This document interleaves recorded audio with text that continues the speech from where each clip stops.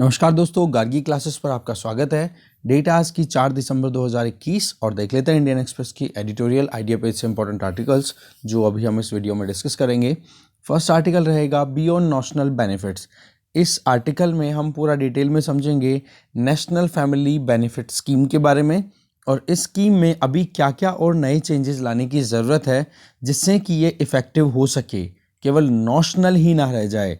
मतलब कि केवल एक सिंबॉलिक मैनर में ही इस स्कीम का इम्प्लीमेंटेशन सही नहीं है, इसको ग्राउंड रियलिटीज़ को ध्यान में रखते हुए चेंज लाने ज़रूरी है इस स्कीम में। जानेंगे इस मुद्दे को पूरा डिटेल में।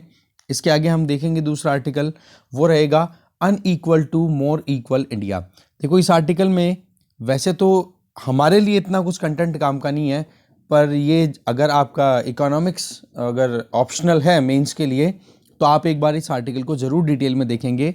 मैं यहाँ पर कुछ ऊपर फौरी तौर पे ऊपर से हम एक बार नज़र डालेंगे, ठीक है। इसके अलावा हम जो देखेंगे वो डिस्कशन रहेगा इस वाले आर्टिकल का, बेल नॉट जेल। जो सुधा भारद्वाज लॉयर एक्टिविस्ट, इनको बॉम्बे हाई कोर्ट के द्वारा बेल दे दी गई है, डिफ़ॉल्ट बेल। इससे संबंधित हमने एक्सप्लेन पेज डिस्कस किया था थर्सडे के दिन, ठीक है। थर्सडे का मतलब हो गया आप 2 तारीख का जो शाम वाला वीडियो है उसको हमने पूरा डिटेल से समझ लिया था कि क्या इनका पूरा सिनेरियो है। उसी चीज़ को यहाँ पर फिर से बताया जा रहा है, तो थोड़ा बहुत एक बार नज़र डाल लेंगे। तो वैसे देखा जाए तो आज का सिर्फ एक ये आर्टिकल ही इंपॉर्टेंट है, बाकी इतने कोई भी इंपॉर्टेंट आर्टिकल्स नहीं है जिनको हमें डिटेल में देखना हो, पर इसको तो डिटेल में देखेंगे, बाकी सब पे एक बार नज़र डालेंगे, ठीक है। तो चलिए स्टार्ट करते हैं डिटेल में डिस्कशन। फर्स्ट आर्टिकल है बियॉन्ड नेशनल बेनिफिट्स। आर्टिकल को लिखा है जीन ड्रेज एंड जस्मिन नौर हफीज़ ने। देखो, इनका ये कहना है, एक एनेक्डोट से शुरू होती है ये स्टोरी। इस स्टोरी में ये है, एनेक्डोट मतलब स्मॉल स्टोरी। रोहित तुरी, ये एक माइग्रेंट वर्कर जो कि झारखंड के लाटेर डिस्ट्रिक्ट से बिलोंग करते हैं और वो अभी केरला में काम कर रहे थे और अचानक से किसी सडन एक्सीडेंट की वजह से उनकी डेथ हो जाती है। फिर उनकी वाइफ जिनका नाम है हीरावती, उनका पूरा संसार एकदम से कोलैप्स हो जाता है, क्योंकि सीधी सी बात है, इकलौता ब्रेड विनर, उसकी अगर डेथ हो जाती है तो उस केस में आपको पता ही है कि कितनी बुरी परिस्थितियों से उस लेडी को गुजरना पड़ रहा होगा। यंग मदर जो अपने बच्चे के लिए कोशिशें कर रही है कि कैसे भी करके उसको अच्छी ज़िंदगी मिल सके। एक डेस्टिट्यूट विडो जिसके हाथ में इकोनॉमिकली कोई रिसोर्सेज अवेलेबल नहीं है, वो डिवॉइड है हर एक रिसोर्स से, कैसे अपने बच्चे को फीड करेगी, ये एक बहुत बड़ा चैलेंज था, ठीक है। अब ये तो है कि चलो ये लाटेर से बिलोंग करने वाले रोहित तुरी जो हैं, इनकी डेथ के बाद में ये जो हीरावती है ये सोशल सिक्योरिटी पेंशन की एलिजिबल कैंडिडेट हो गई। पर सवाल ये है कि क्या इनको ये सोशल सिक्योरिटी वाली जो स्कीम्स हैं उनके अंडर में बेनिफिट मिल पाया, तो इसी का पूरा डिटेल में हम यहाँ पर एनालिसिस करेंगे। देखो, जब बात आती है इस तरीके की स्टोरीज़ की जहाँ पर ब्रेड विनर होता है उसी की जब डेथ हो जाती है, तो ये अपने आप में बहुत ही ज़्यादा मुश्किलें पैदा कर देता है, ज़्यादा से ज़्यादा उन परिवारों के लिए जो कि गरीब हैं, ठीक है। क्योंकि सीधी सी बात है, एक ही बंदा जो कि पैसा कमा करके लेके आता है, उसके भरोसे पूरी फैमिली चलती है, और उसकी अगर डेथ हो जाए तो उसको रिप्लेस करने का कोई तो तरीका होता है, उसको रिप्लेस करने की कोई तो जिम्मेदारी होगी इस वेलफेयर स्टेट की, जिसको हम बोलते हैं वेलफेयर स्टेट, डीपीएसपी, जो हमारा इंश्योर करता है ये चीज़। तो सवाल ये है कि हमारे यहाँ पर नेशनल फैमिली बेनिफिट स्कीम चल रही है जो कि 1995 में लॉन्च हुई थी। ये जो स्कीम थी ना, ये एक अम्ब्रेला प्रोग्राम लॉन्च हुआ था जिसका नाम है नेशनल सोशल असिस्टेंस प्रोग्राम, उसी का एक पार्ट है, ठीक है। अब इसमें मेन ये था कि इस तरीके की सर्कमस्टांसेस में जो भी सर्वाइव कर रहा है, जहाँ पर जो मेन ब्रेड विनर है उसकी डेथ हो गई, उसके बाद में उसकी जो घर वाले हैं उनको सपोर्ट प्रोवाइड करना। अब इसमें जो इमरजेंसी असिस्टेंस मिलती है वो सिर्फ 20,000 रुपये मिलती है, जो कि पैल्ट्री मीन्स बहुत ही कम, जो कि अपने आप में शायद आज के टाइम पे 20,000 रुपये अगर ढंग से देखें तो अगर गरीबी में भी रह करके कोई अगर अपनी ज़िंदगी मिनिमम अपनी बेसिक नीड्स को भी फुलफ़िल करके अगर जीना चाहे तो मैक्सिमम 2 से ढाई महीने निकाल पाएगा, या फिर 3 महीने बहुत मुश्किल से निकल पाते हैं आज के टाइम पे, ठीक है। और 20,000 रुपये दिए जाते हैं, और बिलो पॉवर्टी लाइन के जो इंडिविजुअल्स हैं, जो फैमिलीज़ हैं, उन्हीं को एलिजिबल कंसिडर किया जाता है।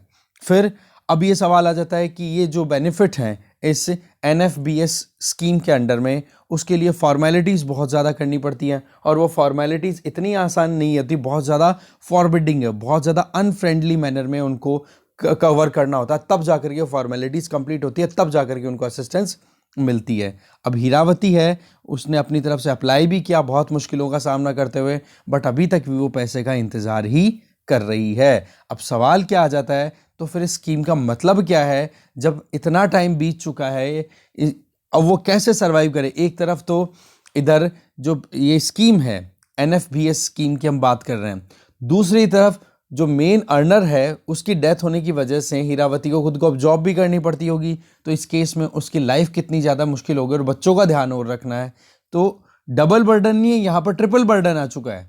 ठीक है, नॉर्मली बोला जाता है ना कि जब कभी भी आप विमेन एम्पावरमेंट में कुछ करो तो हाउस होल्ड वर्क के अलावा उनको आप अर्निंग या फिर जॉब एम्प्लॉयमेंट के लिए भी आप भेज देते हो। तो हमारे यहाँ पर एक ट्रेंड चल पड़ा है जिसमें डबल बर्डन का इशू आता है, जिसमें एक लेडी को हाउस होल्ड वर्क भी करना पड़ता है और बाहर के काम भी करने पड़ते हैं। अब यहाँ पर तो इस लेडी के तो ट्रिपल बर्डन है कि पति की डेथ हो गई तो उस केस में उसके लिए कॉम्पनसेशन भी वो लेना चाह रही है, तो ट्रिपल बर्डन तो उसको मार देगा। तो यही मेन चीज़ है, ये जो सॉरी सिचुएशन है या फिर जो भी कंडीशन अभी निकल के आ रही है, इस पर एक चीज़ बड़ी क्लियर है कि पिछले कुछ सालों के अंदर जो नेशनल सोशल असिस्टेंस प्रोग्राम है, जो कि 1995 में इसके अंडर में ये अम्ब्रेला प्रोग्राम जिसके अंडर में NFBS स्कीम लॉन्च हुई थी, इसको नेग्लिजेंसी में रखा जा रहा है।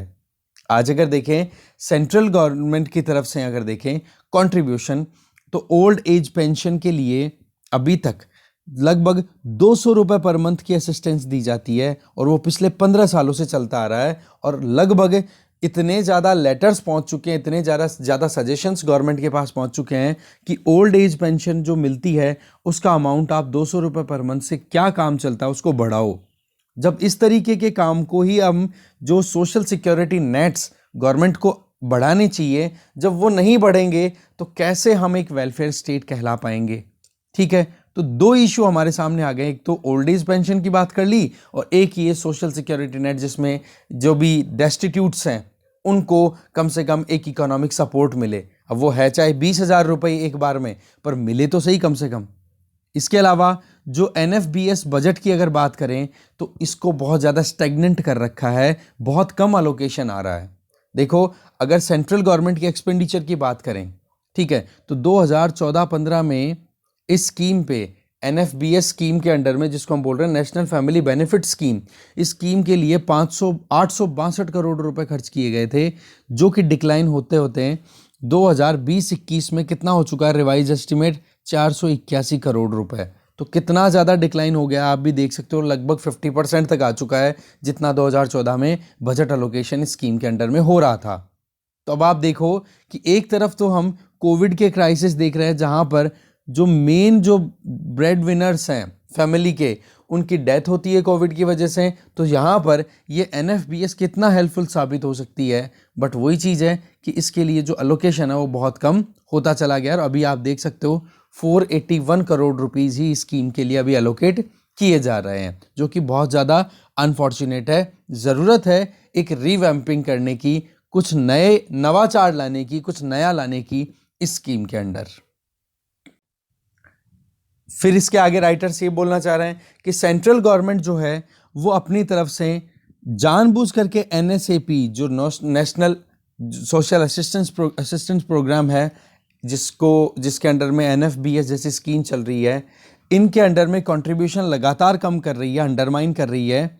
और दूसरी तरफ देखिए तो अटल पेंशन योजना जैसी स्कीम्स चला रही है, जिसमें ये कॉन्ट्रीब्यूटरी स्कीम्स है। कॉन्ट्रीब्यूटरी स्कीम का मतलब कि एक इंडिविजुअल जो अपनी इनकम में से एक हिस्सा इस पेंशन स्कीम में डालेगा और फिर उसके बाद में 60 साल की उम्र के बाद में उस इंडिविजुअल को पैसा मिलता रहेगा एक रेगुलर बेसिस पे। 6,000 रुपये की वो पेंशन लेना चाहता है, 3,500 रुपये की पेंशन लेना चाहता है, वो सारी चीज़ें इस स्कीम के अंडर में बताई हुई है कि आप जब अर्न कर रहे हो तो उसमें अर्निंग में से एक हिस्सा निकाल करके आप अटल पेंशन योजना के अंडर में डाल दोगे।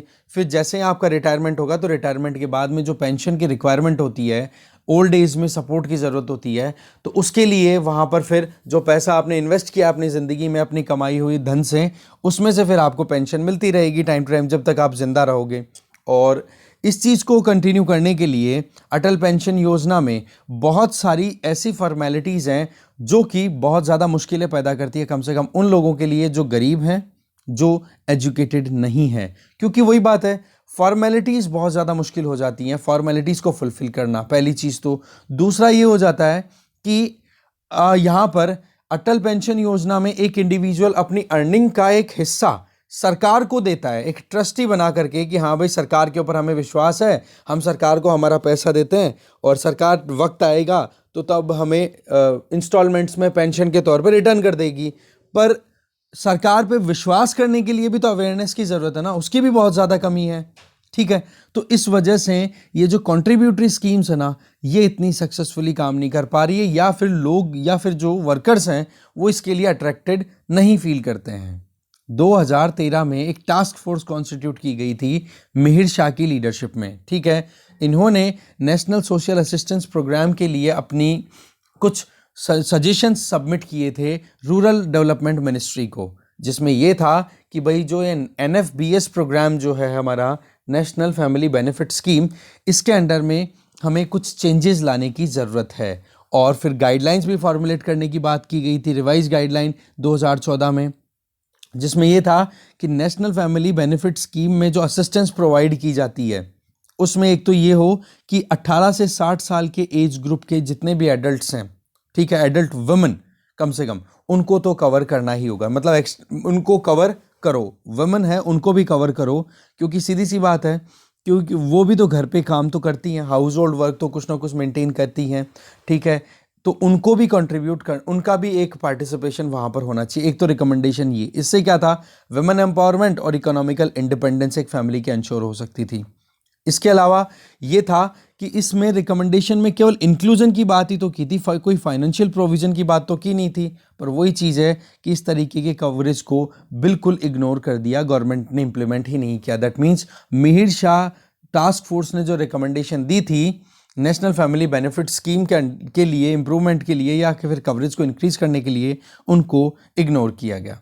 फिर आप देखोगे कि रिवाइव करना इस स्कीम को या फिर कुछ नवाचार, कुछ नया लेकर के आना इसमें, इस स्कीम में, ये कोई बड़ी कोई रॉकेट साइंस नहीं है। इसके लिए 4 इंपॉर्टेंट कदम यहाँ पर सजेस्ट किए जा रहे हैं राइटर्स के द्वारा। पहला इंपॉर्टेंट कदम कि भाई जो अमाउंट आप असिस्टेंस का दे रहे हो उसको आप इंक्रीज करो, क्योंकि आप देखो 2012 में इस स्कीम के अंडर में 10,000 रुपये से बढ़ा करके 20,000 रुपये कर दिया गया था। तो अब 2012 से तो अब 9 साल बीत चुके हैं, अभी तक भी इस स्कीम के अंडर में जो पैसा दिया जाता है उस इमरजेंसी असिस्टेंस के अमाउंट को इंक्रीज नहीं किया गया है। अगर हम KP कानन, इस जो मिहिर शाह टास्क फोर्स थी उसके एक मेंबर थे, इनके हिसाब से देखें तो इनिशियल इंटेंशन ये थी कि NFBS जो स्कीम है इसका बेनिफिट इंडिया के जितने भी हम पर कैपिटा GDP कैलकुलेट करते हैं ना, उसका 80% तक कवरेज होना चाहिए। मिहिर शाह टास्क फोर्स ने तो ये बोला था कि स्कीम के अंडर में जितना आप बेनिफिट दे रहे हो, जो अभी 20,000 ही है, ये कितना होना चाहिए, पर कैपिटा GDP जितनी है इंडिया की उसका 80% तक। तो इसका मतलब क्या हो गया, नहीं भी नहीं तो ये 20,000 की बजाय 1,00,000 रुपए का असिस्टेंस मिलना चाहिए। पर वही चीज़ है, 20,000 वाली कंडीशन में क्या अपनी एक फैमिली की रिक्वायरमेंट एक बंदा, मतलब बची हुई फैमिली कैसे पूरी करेगा जब उसका एक ब्रेड विनर, जो मेन जो लाइवलीहुड अर्न करने वाला इंडिविजुअल है, वही ख़त्म हो गया। तो एक तो मुद्दा आ गया, आप ये जो अलॉटमेंट है, ये असिस्टेंस है, इसका अमाउंट इंक्रीज करो, और इसके लिए रिकमेंडेशन भी गिवन है। दूसरा सजेशन राइटर्स ये देना चाह रहे हैं कि जो कवरेज है इसको अभी BPL हाउस होल्ड्स तक ही रेस्ट्रिक्ट कर रखा है, तो इसको थोड़ा सा सोच समझ करके हमें एक्सपेंड करने की ज़रूरत है। क्योंकि अभी देखें तो BPL लिस्ट जो है वो पिछले 20 सालों में अपडेट ही नहीं हुई है। तो कितनी फैमिलीज़ तो गरीबी की चंगुल में आ चुकी हैं, कितनी फैमिलीज़ गरीबी से बाहर निकल चुकी हैं। तो उस केस में एक अपडेशन तो होना ज़रूरी है। ऐसे में आप देखो स्कूल मील्स, जिसमें हम मिड डे मील स्कीम की बात करते हैं, वहाँ पर वो यूनिवर्सल कर दी गई है, सभी बच्चों को मिलती है। पहले गरीब परिवारों को बच्चे के लिए थे, अब कह दिया कि भाई सभी बच्चों को मिलेगा खाना। ठीक है। इसी तरीके से नरेगा, नरेगा में भी क्या होता है, सेल्फ टारगेटेड है कि भाई जिसको नौकरी चाहिए, हर एक तरीके की फैमिली से कोई भी बेरोजगार बंदा जाकर के अगर नौकरी करना चाहे तो नरेगा में कर सकता है। वहाँ पर ऐसा नहीं है कि बीपीएल फैमिली वाला बंदा ही जाकर के कर सकता है। एग्जैक्टली आप अप्लाई कर सकते हो पब्लिक डिस्ट्रीब्यूशन सिस्टम, जिसमें अनाज दिया जाता है गरीब लोगों में, तो उसमें भी एक्सक्लूजन अप्रोच पे ज़्यादा फोकस किया है। कुछ स्टेट्स हैं वो एक्सक्लूजन अप्रोच पे देख रहे हैं, वो ये कि जो फैमिलीज प्रिविलेज्ड बैकग्राउंड से बिलोंग करती है, दैट मीन्स जो कि वेल टू डू फैमिलीज हैं, अच्छी खासी जिंदगी जी रही है, तो उनको तो देखो एक्सक्लूड कर दिया जाता है इस पीडीएस स्कीम के अंडर में बेनिफिट लेने से, और बाकी जितने भी बचे हुए हैं उनको डिफॉल्टली एलिजिबल कंसीडर कर लिया जाता है। That means privilege house hold को एक्सक्लूड करो और बाकियों का एलिजिबल मानो। तो ऐसे में यही चीज तो हम अप्लाई कर सकते हैं नेशनल फैमिली बेनिफिट स्कीम में भी। तो 2 सजेशन हो गए। इसके आगे थर्ड सजेशन राइटर्स का ये है कि जो नेशनल फैमिली बेनिफिट स्कीम है, इसके लिए जो फॉर्मेलिटीज हैं वो बहुत ही ज्यादा कॉम्प्लेक्स हैं, उनको सिंप्लीफाई करो। एक ट्रांसपेरेंट फॉर्मेलिटी प्रोसेस रखो और पीपल फ्रेंडली होना चाहिए, फॉरबिडिंग नहीं होना चाहिए। ऐसा ना हो कि मुश्किलें आ रही हैं पेपर कलेक्ट करने में, पेपर सबमिट करने में, तो एक टेक्नोलॉजी का इंटरवेंशन इसमें हम आसानी से कर सकते हैं, जिससे कि लोगों को पहले अवेयर किया जाए और फिर उसके बाद में उनको बेनिफिट्स दिए जाएं। इसके लिए कियोस्क भी ओपन किए जा सकते हैं, या फिर जो गाँव में आप देख सकते हो जितना भी आप अवेयरनेस के लिए ये जो कॉमन सर्विस सेंटर्स अवेलेबल है, ई मित्र टाइप जो सेगमेंट्स हैं, वो फैसिलिटीज़ अवेलेबल कराई जा सकती है। देखो इसके लिए simplified, transparent, people friendly formality process होना चाहिए, जिससे कि एलिजिबल फैमिलीज को रिकॉग्नाइज करना मुश्किल ना हो। और रिकॉग्निशन कहाँ पर होगा, सीधी सी बात है, ग्राम पंचायत या म्यूनसिपैलिटी लेवल पे, है ना। तो उस टाइम पर अगर रिकॉग्निशन हो जाए तो कितना आसान हो जाए कि हाँ भाई कौन एलिजिबल है कौन नहीं है। अभी आप देखो कि जब अभी प्रोसेस में इतना टाइम लग जाता है, जिसमें ग्राम पंचायत या म्यूनसिपैलिटी लेवल पे आप रिकॉग्नाइज करो किसी फैमिली को, हाँ जी ये एलिजिबल है नेशनल फैमिली बेनिफिट स्कीम के अंडर में, फिर उसके बाद में वो ब्लॉक लेवल पे जाती है, फिर डिस्ट्रिक्ट लेवल पे वो रिक्वेस्ट जाती है, वो एप्लीकेशन इतना डिले कर देती है। तो उस डिले को भी करेक्ट करने के लिए क्या करना चाहिए, एक टाइम बाउंड मैनर में रिस्पॉन्स होना चाहिए कि हाँ फिक्स कर दे 1 महीने 45 दिन, इतने दिन के अंदर ये आपकी आईडी बन करके आ जाएगी, फाइनल हो जाएगा कि ये फैमिली एलिजिबल है नेशनल फैमिली बेनिफिट स्कीम के अंडर में, ठीक है। तो ऐसे में जो पोटेंशियल एप्लीकेंट्स हैं, मतलब जो लोग एलिजिबल हो सकते हैं इस प्रोग्राम के लिए, उनको देखो प्रॉपर इन्फॉर्मेशन देनी चाहिए, उनको हेल्प मिलनी चाहिए कंप्लीट फॉर्मेलिटीज़ को करने के लिए।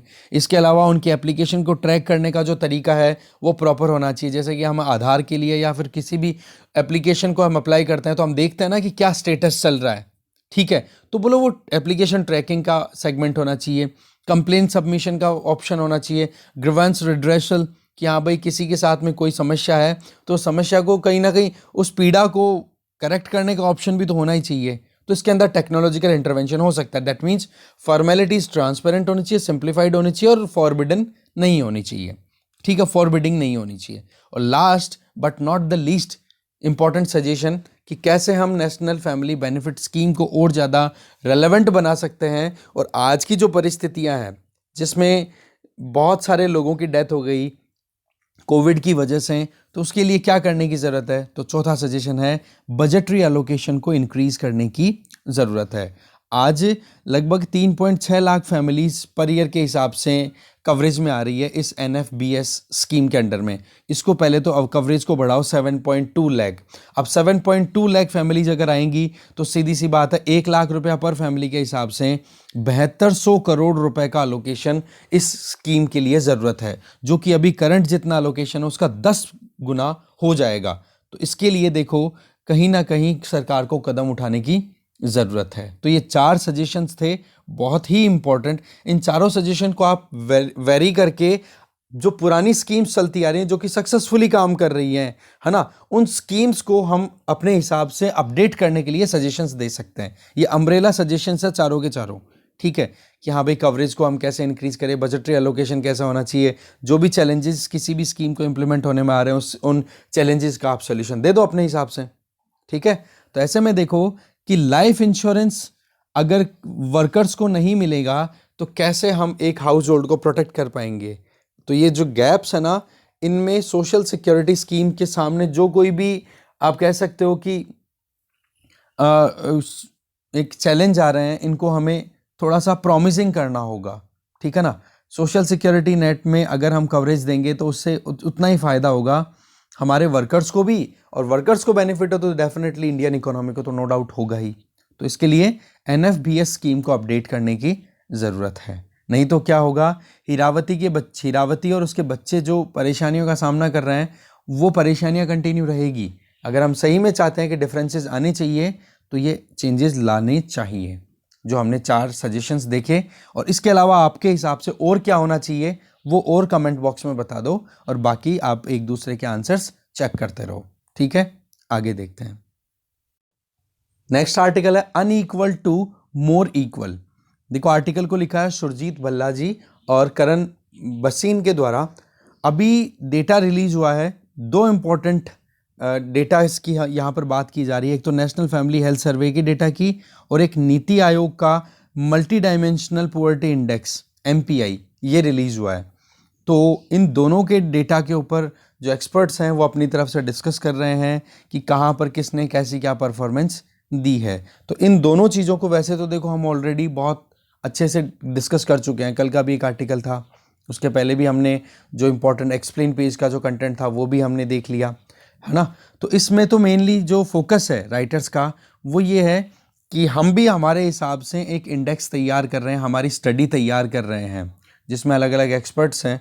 तो इसमें जो मेन थीम हमारे जो काम की है वो ये देखो, एक तो ये कि मल्टी डायमेंशनल पुअर्टी इंडेक्स जो है ये ग्लोबल स्टडीज़ जो कि गरीबी को मेज़र करने के लिए की जा रही हैं उसमें 3rd इंपॉर्टेंट इंडेक्स आ जाता है ये, जिसमें 2 इंपॉर्टेंट और कौन से हैं। एक तो है वर्ल्ड बैंक जो कि इनकम या फिर कंजम्पशन बेस्ड मेजर्स देखता है कि हाँ जी एब्सोल्यूट पुअर्टी है या नहीं। एब्सोल्यूट पुअर्टी और रिलेटिव पुअर्टी दोनों पुअर्टीज़ के बारे में आपने डेफिनेटली पढ़ा होगा। जहाँ पर हम बेसिक नीड्स हमारी पूरी नहीं कर पाते हैं तो हम कहलाएंगे एब्सोल्यूटली पुअर, ठीक है, बिल्कुल poor, absolutely without any reference.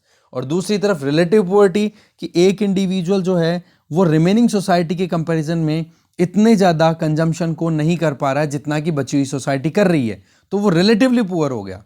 तो रिलेटिव पुअर्टी तो देख लो डेवलप्ड कंट्रीज में देखने को मिलती है, जबकि एब्सोल्यूट पुअर्टी वो डेवलपिंग या फिर लीस्ट डेवलप्ड कंट्रीज, जैसे हमारे इंडिया की हम बात करें तो हमारे एब्सोल्यूट पुअर्टी मिलती है ज़्यादा, ठीक है। रिलेटिव पुअर्टी मिलेगी यूएस में इस तरीके से। तो वर्ल्ड बैंक का जो है सेगमेंट वो तो देखो एब्सोल्यूट पुअर्टी पे फोकस करता है।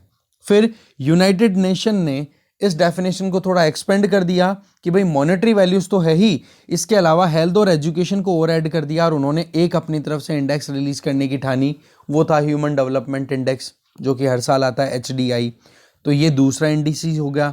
और तीसरा फिर आ जाता है ऑक्सफोर्ड बेस्ड एक इनिशिएटिव जिसमें मॉनेटरी वैल्यूज को तो हटा दिया, बाकी लिविंग स्टैंडर्ड्स पे ध्यान दिया, और उसके लिए multi dimensional poverty index MPI। इस तरीके से ये 3 इंडेक्सेस हैं वो इंटरनेशनल ट्रेंड में रहते हैं पुअर्टी को मेजर करने के लिए। तो नीति आयोग ने भी देखो इसी चीज को कंटिन्यू करते हुए पहली बार multidimensional poverty index MPI launch किया है, ठीक है। और उसका डेटा जो है वो हम ऑलरेडी डिस्कस कर चुके हैं, और अगर नहीं देखा है तो आप जरूर एक बार देख लेना, ठीक है। मैं हो सका तो लिंक शेयर कर दूंगा डिस्क्रिप्शन बॉक्स में कि कौन से वीडियो में हमने ये डिटेल डिस्कस की थी, ठीक है। तो वो आप ज़रूर देख लेना एक बार, ठीक है। बाकी यहाँ पर तो चीज़ें क्या बताई जा रही है कि डेटा है उसमें 2015-16 का डेटा, 2019-20 का डेटा, इतना कुछ काम का नहीं बताया जा रहा है। थीम है, आउटकम जो है वो ये कि जिन स्टेट्स को बैकवर्ड माना जाता था उन स्टेट्स ने बहुत ही अच्छा परफॉर्मेंस दी है पिछले 5 से 7 सालों में। एक तो ये मुद्दा आ रहा है।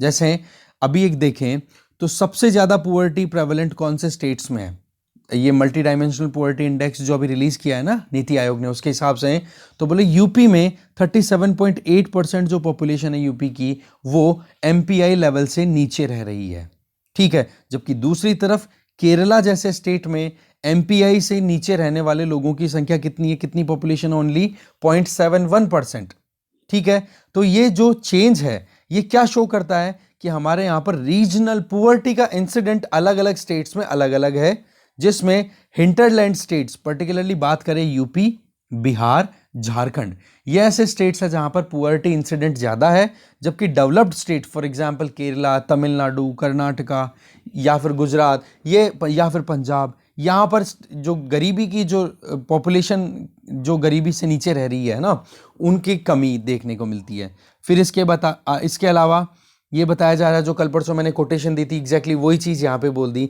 कि इंडिया में फिलीपींस भी रहता है, तो इंडिया में अफ्रीका का साहेल रीजन भी रहता है। साहेल रीजन का मतलब मोस्ट डिस्टर्ब्ड एरिया जहां पर गरीबी लगातार प्रेवलेंट है, और जबकि फिलीपींस इसका मतलब अच्छी खासी इनकम वाले लोग भी रहते हैं। जो मैंने बताया था कि बोत्सवाना भी रहता है इंडिया में, कीनिया भी रहता है इंडिया में, यूएसए भी रहता है इंडिया में, यूके भी रहता है, और इंडिया में इंडिया भी रहता है। इतना ज़्यादा हमारे यहाँ पर डाइवर्सिटी है इकोनॉमिकली भी। अब इसको डाइवर्सिटी की बजाय हम इनइक्वालिटी बोलें तो ज़्यादा इफेक्टिव टर्म बन जाती है। ठीक है, डेवलपमेंटल ट्रेजेक्टरी देखो, ये यूनिफॉर्म नहीं है, अलग अलग रीजन में अलग अलग सेगमेंट हमें इंक्रीज होते हुए दिखाई देंगे, और यही चीज़ बताई जा रही है नेशनल फैमिली हेल्थ सर्वे के डेटा के द्वारा। ठीक है, इसके अलावा ये बताया जा रहा है कि पिछले 10 सालों की अगर बात करें तो उसमें जो भी डेवलपमेंटल एक्टिविटीज़ रही है ना, उसमें मार्केट का रोल बहुत ज़्यादा रहा है। क्योंकि हमें पता है, देखो, जब से हमने 1991 में न्यू इकोनॉमिक पॉलिसी जिसमें लिबरलाइजेशन, प्राइवेटाइजेशन, ग्लोबलाइजेशन पे फोकस किया है, तब से मार्केट का रोल बहुत हो गया है। साथ में जो पब्लिक गुड्स हैं उनको भी हमने क्वैसी पब्लिक गुड बना दिया। क्वैसी पब्लिक गुड कैसे? जिसमें कि मार्केट का भी रोल है और साथ में गवर्नमेंट भी कंट्रीब्यूट कर रही है। इसकी वजह से ही तो तभी तो बोलते हैं ना, पीपीपी मॉडल पे काम हो रहे हैं सारे के सारे, या ज़्यादातर काम। तो ऐसे में इंक्लूसिविटी भी आ रही है, कंपटीशन भी आ रहा है, प्रमोशन भी हो रहा है, अपलिफ्टमेंट भी हो रहा है। तो इसके चलते रिजल्ट कुछ बुरे नहीं है, ठीक रिजल्ट्स आ रहे हैं अगर ओवरऑल हम देखें तो।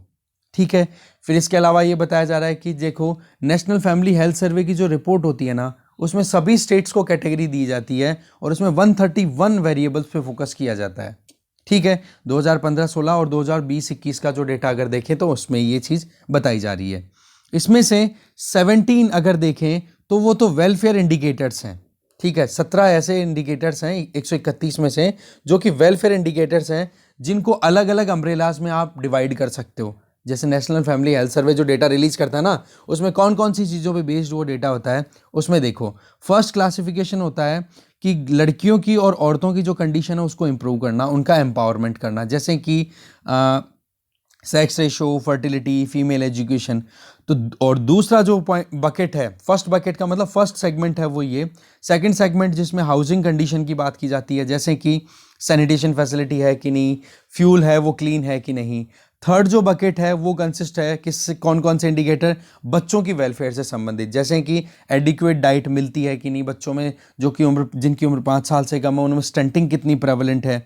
फोर्थ क्लासिफिकेशन है वो डिपेंड करता है कि जी वुमेन एम्पावरमेंट कितना हुआ है, दैट मीन्स उनको घर की कितनी ऑनरशिप है उनके नाम पर, या फिर जो डोमेस्टिक वायलेंस का सामना करना पड़ता है उसमें कितनी कमी आई है। तो ऐसे में नीति आयोग की जो रिपोर्ट है वो नेशनल फैमिली हेल्थ सर्वे 4 पे डिपेंडेंट है। ये तो सीधा सीधा हमने पहले भी देखा था, नेशनल फैमिली हेल्थ सर्वे 4 पे।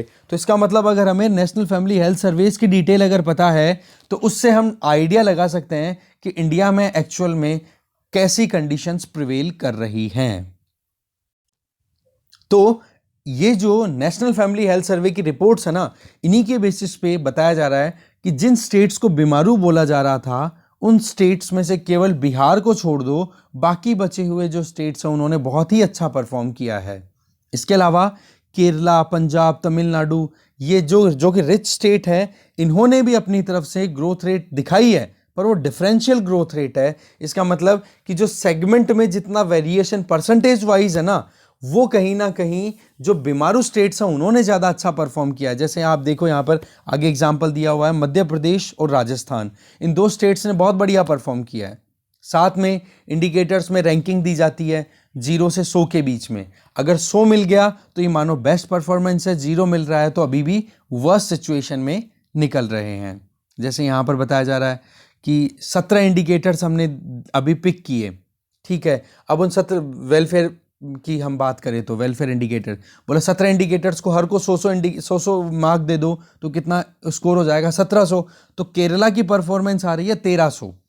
ठीक है, इसके अलावा जो कि पिछले जो नेशनल फैमिली हेल्थ सर्वे 5 की बात करें और कंपेयर करें हम नेशनल फैमिली हेल्थ सर्वे जो कि 2015-16 में हुआ था, जो कि चौथा राउंड था, तो केवल 1.5% का इंक्रीमेंट देखने को मिला है। जबकि बिहार में 56% इंक्रीमेंट दिखा है, पंजाब ने तमिलनाडु से अच्छा परफॉर्म किया है, और इसके अलावा राजस्थान और एमपी की बात करें तो इन दोनों ने यूपी के साथ में मिलते हुए, तीनों स्टेट्स ने, जो बीमारू स्टेट्स हैं तीनों, इन्होंने पिछले 5 सालों के अंदर बहुत ही शानदार परफॉर्मेंस दिया, 60% तक वेलफेयर इंडेक्स में अपने आप को इंप्रूव करवाया है। ठीक है, तो ये चीजें क्या शो करती है कि जी हमारे यहाँ पर वेलफेयरिज्म है वो काम कर रहा है। और वही चीज देखो, कल अरविंद सुब्रमण्यन जी का जो आर्टिकल था उसमें भी यही था कि न्यू वेलफेयरिज्म का जो सेगमेंट चल रहा है, जिसमें सैनिटेशन पे ध्यान देना, क्लीन फ्यूल पे ध्यान देना, Jan Dhan account, bank accounts open करना, बोलो इनका बहुत बेनिफिट मिला है और इसका आउटकम हमें इस national family health survey round 5 से दिखाई भी दे रहा है। ठीक है, इसके अलावा 31% एग्रीगेट लेवल जो है वो भी राइज हुआ है। बाकी तो यही चीजें रिपीट हो रही है जो ऑलरेडी हम बार बार डिस्कस कर चुके हैं। ठीक है, इनइक्वालिटीज है डेवलपमेंट में, वो भी देखो कहीं ना कहीं देखते हैं हम तो गिनी कॉफिशिएंट में दिखाई देता है। जब भी हम इनइक्वालिटीज की बात करें, डेवलपमेंट एंड इनइक्वालिटीज या इनकम इनइक्वालिटीज, तो गिनी कॉफिशिएंट के बेसिस पे हम देखते हैं जितना ज़्यादा गिनी कॉफिशिएंट उतनी ज़्यादा इनइक्वालिटीज। तो उस केस में क्या है कि अभी इनइक्वालिटीज भी बहुत कम होती चली जा रही हैं।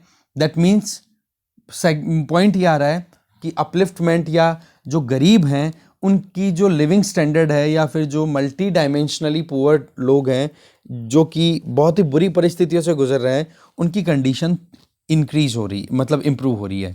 इसके अलावा रीजनल इम्बैलेंस, कि भाई कहीं पर जिन स्टेट्स को पहले बीमारू की कैटेगरी में रखा जाता था वो उनकी परफॉर्मेंस अच्छी आ रही है, और वो अब सीधा परसेंटेज वाइज अगर इंक्रीमेंटल टर्म्स में हम देखें तो परसेंटेज वाइज वो डेवलप्ड स्टेट्स को चैलेंज कर रहे हैं, चाहे फिर वो यूपी, बिहार, झारखंड जैसे ही क्यों ना हो। ठीक है, इसके आगे लगातार अच्छी कंडीशंस प्रिवेल करना, उनको अवेलेबल करना, डेवलपमेंटल आउटकम अच्छा मिलना, यही चीज़ें बताई जा रही है। जैसे कि 110 मिलियन टॉयलेट्स का बनाना, उज्ज्वला स्कीम के तहत एलपीजी सिलेंडर्स प्रोवाइड करने से फ़ायदा क्या हुआ कि जो अस्थमा से परेशान लोग थे, जिनके घरों में इंडोर एयर पोल्यूशन, चूल्हे पे रोटियां बनाने से या सिगड़ी पे, अंगीठी जिसको बोलते हैं, उस पर खाना बनाने से अस्थमा की प्रॉब्लम हो रही थी, उससे कितने लोगों को बेनिफिट हुआ, अराउंड 86 मिलियन एलपीजी कनेक्शन दिए जा चुके हैं। इसके अलावा इलेक्ट्रिसिटी, फ्यूल सप्लाई, ये सैनिटेशन, ये सारी चीज़ें प्रॉपर हो रही है। तो इसमें इंडिया की एक ग्रोथ स्टोरी है जिसमें वाकई में रिमार्केबल आउटकम मिल रहा है। और हमें ये चीज़ कोई ऐसे नहीं कि हाँ कोई जुमला चल रहा है, यहाँ पर नेशनल फैमिली हेल्थ सर्वे 4 को अगर हम नेशनल फैमिली हेल्थ सर्वे 5 से कंपेयर करें ना, तो नंबर्स हमें बोलेंगे ये चीज़ कि हाँ वाकई में जो स्टेट्स बैकवर्ड थे उन स्टेट्स ने भी अपनी अच्छी परफॉर्मेंस देना शुरू किया है। ठीक है, तो ये चीज़ थी अपने आप में, चीज़ें ऑलरेडी डिस्कस की हुई थी, बातों ही बातों में ये आर्टिकल भी अपना हो गया पूरा डिटेल में। इसके आगे चलते हैं, लास्ट आर्टिकल है बेल नॉट जेल। देखो इस आर्टिकल में ये बताया जा रहा है कि लॉयर एक्टिविस्ट सुधा भारद्वाज को बॉम्बे हाई कोर्ट ने डिफॉल्ट बेल जो है वो ग्रांट कर दी। अब डिफॉल्ट बेल के बारे में पूरा एक्सप्लेनेशन मैंने 2 तारीख के वीडियो में दिया है एक्सप्लेन पेज में, तो आप वो डिस्कशन जरूर देख लेना, मैं लिंक डिस्क्रिप्शन बॉक्स में डाल रहा हूँ। ठीक है, और साथ में आप देख सकते हो कि बहुत सारे ऐसे केसेस हैं जिनमें अनलॉफुल एक्टिविटीज़ प्रिवेंशन एक्ट के तहत जिन लोगों को जेल में डाला गया उन लोगों को कोई रिलैक्सेशन नहीं दिया गया। ठीक है, जिसमें एक तो आप देख सकते हो ये एल्गर परिषद वाला मुद्दा हाईलाइटेड रहता है, एक भीमा कोरेगांव वाला मुद्दा हाईलाइटेड रहता है। तो ऐसे में यूएपीए के जो केसेस है ना वो प्रोसेस एज पनिशमेंट के तौर पे ज़्यादा काम कर रहा है, मतलब लोगों को ज़्यादा से ज़्यादा सज़ा दी जा रही है, इस तरीके से यूएपीए एक्ट को यूज़ किया जा रहा है। ठीक है, सुप्रीम कोर्ट ने पहले ही अपनी तरफ से बहुत बार बोल दिया है कि जेल है वो एक्सेप्शन होना चाहिए, बेल है वो ट्रेंड होना चाहिए। ठीक है, तो बेल नॉट जेल वाले नॉर्म पे काम करना चाहिए और उसी नॉर्म को कंटिन्यू किया है अभी बॉम्बे हाई कोर्ट ने भी। पर वही चीज़ है कि कुछ इश्यूज़ को लेकर के जो स्टैब्लिशमेंट है, जो स्टेट है, दैट मीन्स गवर्नमेंट है, वो अपनी तरफ से कुछ कड़क डिसीजन लेती है, कुछ स्ट्रिक्ट डिसीजन लेती है। ठीक है, इसका रिजल्ट ये होता है कि जिन लोगों को अभी ज़रूरत होती है कि हाँ बहुत ज़्यादा आइलमेंट का सामना कर रहे हैं, बहुत ज़्यादा बीमार हैं, उनकी हेल्थ सपोर्ट नहीं कर रही है, तो उनकी डेथ भी हो जाती है। जैसे कि अभी आपको पता है स्टैन स्वामी, ठीक है, उनकी डेथ हो गई, तो उसको लेकर के कितना ज़्यादा मुद्दा हाईलाइट हुआ था। इसके अलावा आप देख सकते हो NTCAA NRC एक्टिविस्ट, जिसमें नताशा नरवल हो गया, देवांगना खलीता और इसके अलावा आसिफ ताना, इनको जेल में डाला गया। फिर उसके बाद में बेल भी डिनाई कर दी गई। फिर अल्टीमेटली सुप्रीम कोर्ट ने इनको फिर बेल प्रोवाइड की। ठीक है, इसी तरीके से तालिबान का रूल जो आया था, मतलब वही है जी, freedom of speech and expression पे रीजनेबल रेस्ट्रिक्शंस, वो तो देखो ज़रूरी है, उसमें तो डाउट ही नहीं। हमारे कॉन्स्टिट्यूशन में जो सीधा लिखा हुआ है कि भाई मोरालिटी, पब्लिक ऑर्डर, इनके ऊपर कभी भी कोई हार्म ना हो, या फिर हमारे किसी भी कंट्री के साथ में फ्रेंडली रिलेशन है, वहाँ पर कुछ उस कंट्री को लेकर के अगर कोई स्टेटमेंट दे तो उनको तो देखो कंट्रोल करना ज़रूरी है। और साथ में नेशनल सिक्योरिटी, पर नेशनल सिक्योरिटी पे भी सुप्रीम कोर्ट ने ये कह दिया कि आप केवल अम्ब्रेला टर्म एक यूज़ कर लो, नेशनल सिक्योरिटी, हर चीज़ के ऊपर अपनी लगाम लगाना शुरू कर दो। तो वो भी बोला ठीक बात नहीं होती, हर चीज़ में नेशनल सिक्योरिटी को घुसेड़ना भी ठीक बात नहीं है। ये बात सुप्रीम कोर्ट ने भी कही है अपनी तरफ से। तो ये अफगानिस्तान वाला तो मुद्दा ऐसा है कि असम की एक लोअर कोर्ट ने कुछ बंदों को जेल में डालना मतलब अलाउ कर दिया UAPA केस के अंडर में, जिसमें मुद्दा ये था कि उन्होंने अफगानिस्तान में जो 15 अगस्त को तालिबान की विक्ट्री हुई ना, तो उसके चलते उन लोगों ने फेवर कर दिया कि बहुत ही बढ़िया किया, तालिबान ने टेक ओवर कर लिया। तो उस केस में फिर सुप्रीम कोर्ट ने अपनी तरफ से इंटरवीन किया कि भाई फंडामेंटल राइट है, बोल सकते हैं कोई भी, या फिर लिबर्टी है स्पीडी ट्रायल की, फेयर ट्रायल की, तो बोलो वो मिलनी चाहिए, ऐसे समथिंग बताया जा रहा है एडिटर के द्वारा। ठीक है, तो वही चीज़ यहाँ पर सुधा भारद्वाज वाले केस के लिए बताई जा रही है। तो इस सुधा भारद्वाज वाले केस के अंदर ये डिफ़ॉल्ट जो बेल की बात की जा रही है, डिफ़ॉल्ट बेल, इसका मतलब ये होता है कि मान लो कोई भी ऐसी सिचुएशन जिसके अंदर एक इंडिविजुअल को, ठीक है, अरेस्ट किया जाता है और ये लग रहा है कि उसको या तो लाइफ टाइम इम्प्रिजनमेंट हो सकता है, ताउम्र जेल, या फिर मान लो कैपिटल पनिशमेंट, या फिर उसको मतलब सज़ा दी जाएगी, फांसी की सज़ा, या फिर यूँ मानो कि कम से कम 10 साल की जेल हो। तो ऐसे केसेस में उनको 90 दिन के लिए आप कस्टडी में रख सकते हो, उनसे उनके अगेंस्ट में इन्वेस्टिगेशंस करने के लिए। 90 दिन का टाइम एक बार अगर मिस हो गया, निकल गया, तो उसके बाद में उनको आपको बेल देनी ही होगी। ठीक है, अब फिर भी अगर यूं लगे कि बहुत ही ज़्यादा ग्रेवर सिचुएशन है तो और 90 दिन का एक्सटेंशन मिल सकता है, पर वो स्पेशल कोर्ट्स दे सकती हैं उस तरीके का एक्सटेंशन। पर सुधा भारद्वाज के केस में क्या था, एक सेशन कोर्ट ने एक्सटेंशन देने की बात कर दी, तो फिर मुद्दा पहुंच गया बॉम्बे हाई कोर्ट में। बॉम्बे हाई कोर्ट ने बोल दिया कि भाई ये तो कोई एडजुडिकेट करने वाली अथॉरिटी नहीं है, सेशन कोर्ट के पास में नहीं है डिफ़ॉल्ट बेल से, बेल का जो टाइम है 90 दिन का, 3 महीने का, उससे ज़्यादा का डिटेंशन ग्रांट करना कि हाँ जी 3 महीने और जेल में रख लो उनको, या फिर कस्टडी में रख लो पूछताछ के लिए, इन्वेस्टिगेशन के लिए। वो चीज़ तो स्पेशल कोर्ट करेगी, ये सेशन कोर्ट नहीं कर सकते जो कि क्रिमिनल केसेस को हैंडल करते हैं। ठीक है ना। तो इस तरीके से ये कुछ मुद्दे थे जिनको हमें थोड़ा समझना था, ज़रूरी था, देख लिया। आप अपने स्टैटिक पोर्शन को कंटिन्यू अच्छा करते रहो, NCERTs को रिवाइज करते रहो, सिलेबस को रिवाइज करते रहो, रेफरेंस बुक्स जो हैं उनको रिवाइज करते रहो। इससे क्या होगा, स्टैटिक पोर्शन अगर आपका अच्छा है, करंट पोर्शन आप रेगुलर अपडेट कर रहे हो, तो आप आराम से जो भी आप चाह रहे हो वो आपको डेफिनेटली मिल जाएगा। ठीक है, अचीव कर लोगे आप वो चीज़। Okay, thank you very much for watching this video.